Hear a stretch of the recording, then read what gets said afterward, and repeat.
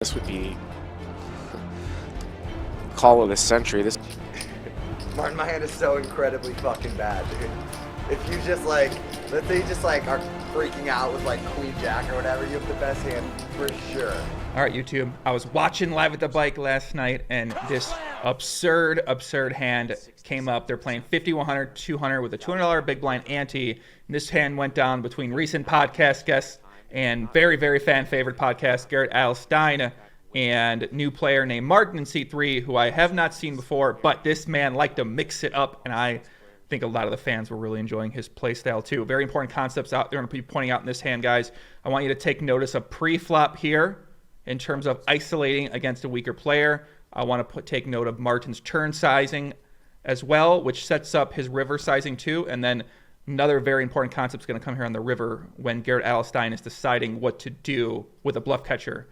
And then I'm going to show a bonus hand of Andy that shows why this guy is one of the sickest players on Live at the Bike. I do want to let you guys know I'm going to be having on America's Card Room CEO Phil Nagy to address the cheating and botting issues going on his poker site, as well as the massive amount of refunds they are currently issuing to players and accounts they are banning. Next Wednesday, I'll also be having on my buddy Lex Feldhaus, Razzie. Monday night, 6 p.m. Eastern Time. Wednesday, 2 p.m. Eastern Time. Tune in. So as you can see here, Joe opens up under the gun with the Jack-8 offsuit to 700. Garrett decides to 3-bet and isolate with the pocket nines. I think some players would decide just to call there. But Garrett, recognizing that Joe might be playing a little bit too many hands, wants to isolate him in position with a hand like a pocket nines. He decides to 3-bet to 2,500, make it about 12.5 big blinds. And then Martin mixes it up here with the Jack-6 offsuit. That's right. He cold 4-bets Jack-6 offsuit to about 32.5 big blinds from out of position. That seems like about a normal size. Maybe some people might make it a little bit bigger. I think players online probably make it a little smaller, but they are pretty deep here. About 200 big blinds. Remember, they're playing 50, 100, 200 big blind ante. Garrett is going to go ahead. He's going to defend. Earlier in this session, I believe that Martin had 3-bet Garrett with a 9-4 suited out of position. Obviously, it's a little different spot when there is that cold 4-bet, and Garrett is 3-betting and under the gun open. And I don't really know exactly what the history is with these two players right here. So flop comes down 10, 6, 7. Martin has the bottom pair. Garrett has the pocket nines, still beats a lot of those overcard hands, also has the gut shot straight draw. And now Martin decides to bet about 7,000. He goes about half pot here. So he's got about 2.6 SPR on the flop. Also, one thing to note is Garrett's attempt to get information on the river. He just puts on a show. I think he's also talking to himself for his own benefit, but I feel like he also is trying to pick up information. I really want you to take note of that. So Garrett does call here. About a 1 SPR left right here, guys. Stack to pot ratio. Martin has about 30,000. And this is a very interesting bet size he goes here with, because he gives himself enough room to potentially turn his hand to a bluff on the river. So ace of spades comes on the turn. This is obviously going to be a very great card for a cold 4-bet range. One of the worst cards in the deck for Garrett. So Martin's going to count this out. Like I said, 30,000. He decides to bet 10,000 here. So he's going to leave himself about 20,000 into a pot of 48,000 on the river. He decides to bluff. Also giving himself a great price here with his turn sizing. 10 into 28. Garrett does have that extra bit of equity with a gutter to an 8.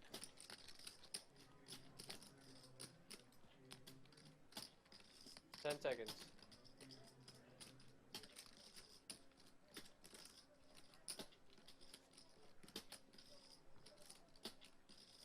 Time.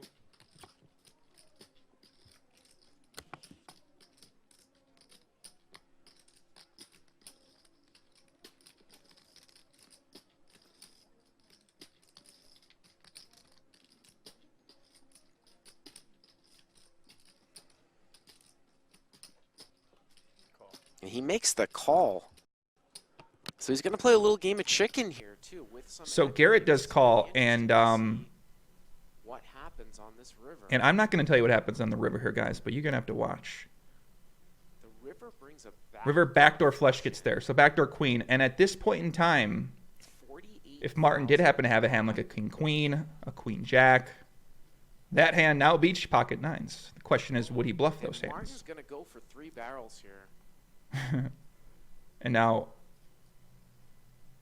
he shoves, and I'm going to let you listen to Garrett because Garrett goes into an epic Garrett's monologue here. What can I beat? This sort of reminds me of that hand from way back when. I mean, not the same run out, but that hand with Phil Ivey and Tom Dwan. When Dwan went 3 barrels with air and Ivey had like bottom pair, and it's just, I don't beat anything here.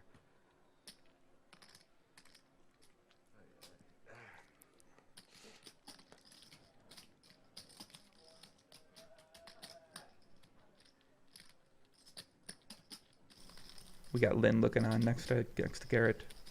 The chat loved her tonight.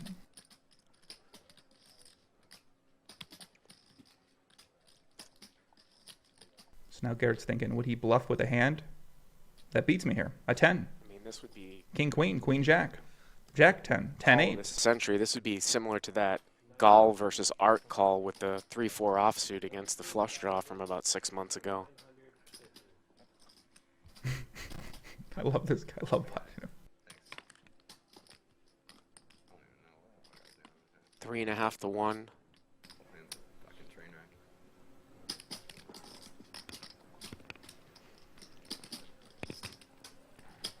10 seconds. No, that's the thing about that shit, though. Looks like he's gonna put a time extension out here. I mean, obviously he thinks something's up. And I go back to that hand that Martin played against Lynne with the 7-5. Like, do you accidentally lose sometimes here? Remember when Lynne folded jacks against Martin when he sort of made a weird bet with 7-5 on the river and Lynne folded the best hand? Do you ever lose? So much. Martin, my hand is so incredibly fucking bad, dude. If you just like, let's say you just like are freaking out with like queen jack or whatever, you have the best hand for sure. Like you're about to print another 20,000 with the fucking queen jack. Yeah. That's what he's talking through. He can accidentally Dead lose against here. Queen jack. The whole thing's absurd. Everyone's like, why are you wasting our time then? Like, how can you even consider putting money in here? 10 seconds. Just a lot of money in there. I'm gonna fucking think about it for another All minute. right, for one some more reason. minute. I don't know why. I don't know. It's gonna be so anticlimactic when I take this shitty hand and don't put any more money in here, you know? There's a lot of money in there. I'm thinking about throwing it a fucking way. Is that even possible? I just feel like it's gonna be something stupid like that so often I can't even put the money in there. Vomiting out thoughts out loud, that's such a no-no. What's that? Yeah. I know, I haven't done this in a while, huh? I don't know why Even Andy's laughing. Look at him. I haven't seen that guy smile ever. It's just such a welcoming group, you know? I just feel like... I don't know, that'd be crazy. How can I even consider it? 10 seconds. That's just crazy. I can't even consider it, right? 5. I'm gonna think Alright, about it one another more minute. I don't know why. One more minute. I don't know why. Sorry, guys. Last minute, I swear. Boy, the longer he takes, the more you wonder if he's going to talk himself into a call. Put money in there, I just lose so often. Might have to do it anyway, Martin. Can I get that smile one more time? Thanks. Thanks. You can have whatever you like. You know that one? You know that song, right? I probably should use them, yeah. Honestly, I don't think I don't know if I've ever used 3 time banks in a hand before. Like, Lynne so loves deep. it.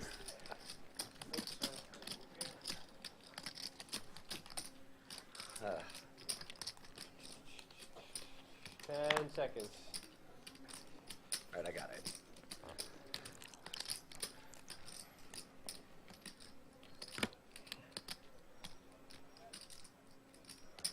It's just that too often, I'll fold. He's on. And he's announced fold, but I mean, you got to give credit to his instincts. So Garrett Pretty close there. does go ahead. He folds, big smile on his face there. And like I said, the big takeaway there is that if you're in a similar spot where you do have a bluff catcher type hand like this, you might not want to call when you feel inclined to call when multiple bluffs of your opponent do beat you. I know I've made that mistake many, many times. I love hero calling. I used to love hero calling more, where I would just call, and now he's getting information that his pair of nines was good here from Martin. I think he leaves the table after this too. Might be a little tilted. We're actually going to stick around for this next hand because the next hand is incredible as well For Garrett there, in its Matt, own way, and it shows why Andy accidentally is a loses fucking monster. too often to hero call. I mean, if you're thinking about hero calling with a hand that you're going to lose to a portion of your opponent's So yeah, I bluff think numbers, then it's problematic. like I said, a couple big takeaways. There, actually, I think the most important thing there might be pre-flop, just the idea of taking a hand that you might normally call, and instead of calling against certain players, you decide to 3-bet and isolate that person, especially in position, and especially when they are open up such a wide range, like a Jack-8.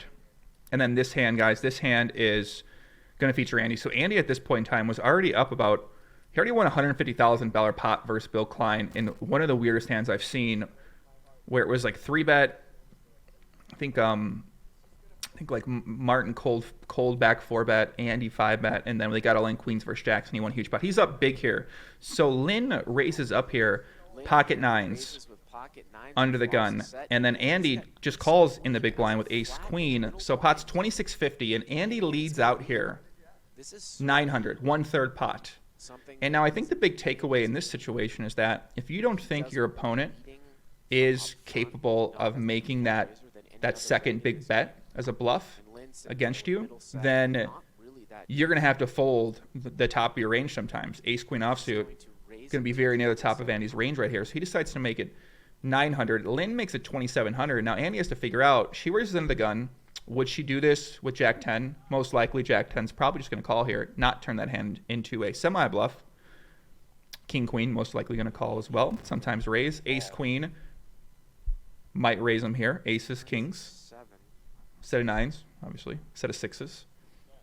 So now Andy checks. Lynne has about a little over one pot size bet left here. So this is a very important decision about how can she get maximum value from her hand.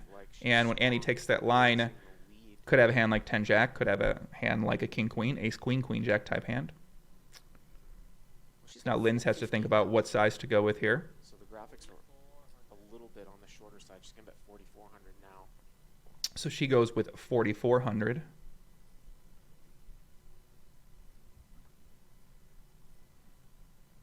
So remember, 4-way on the flop.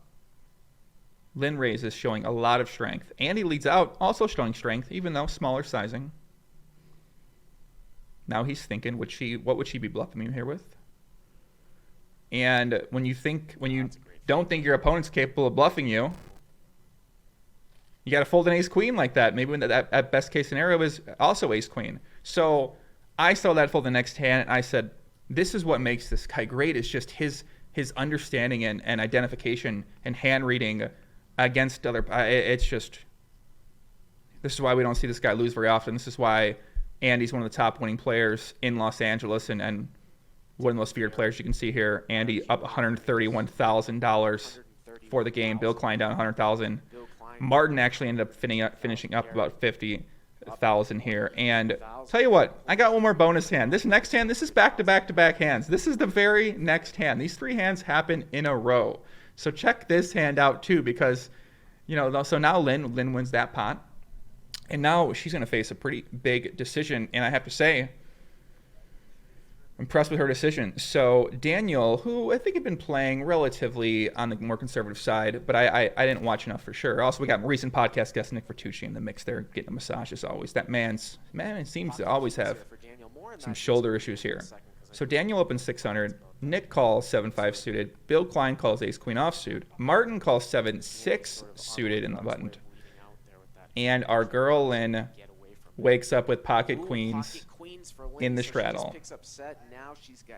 Obviously, you have to squeeze here. There's so many players in the pot. She's in trouble. And now I'm not sure there's a big takeaway for this hand, because in between, which is just gonna. I mean, they're about 100 big blinds deep here. So $200 straddle. 22,000 to start the hand, just over 100 big blinds. She 4-bets. And then Daniel 5-bets pretty quickly here with pocket king. So she makes it 4,000. He makes it 11,000 pretty quickly. And it's going to get back to her. I'm not saying she's going to fold here. We saw her with the ace king against queens. Now I don't know if Lynne was squeezing too liberally as well too. Maybe she was tighter, so in her mind she knows I'm tight. All night. If I know I'm tight and my opponent, who's also maybe on the more tighter side, does decide to 4-bet me, you got to make a tough fold sometimes. And that's what she does. She makes that tough fold with pocket queens, back to back to back, incredible hands. And yeah, guys, this show was sick, man. I really enjoyed watching it last night. I really want to show them some love. I really just want to talk more about these hands, guys. I'm going to be back podcasting on Monday with America's Cardroom CEO Phil Nagy to address the cheating issues, botting issues on the site, and the refunding players as well. Next Wednesday with my buddy Lex Feldhouse Razzie. That's it, guys. Hope you guys enjoyed.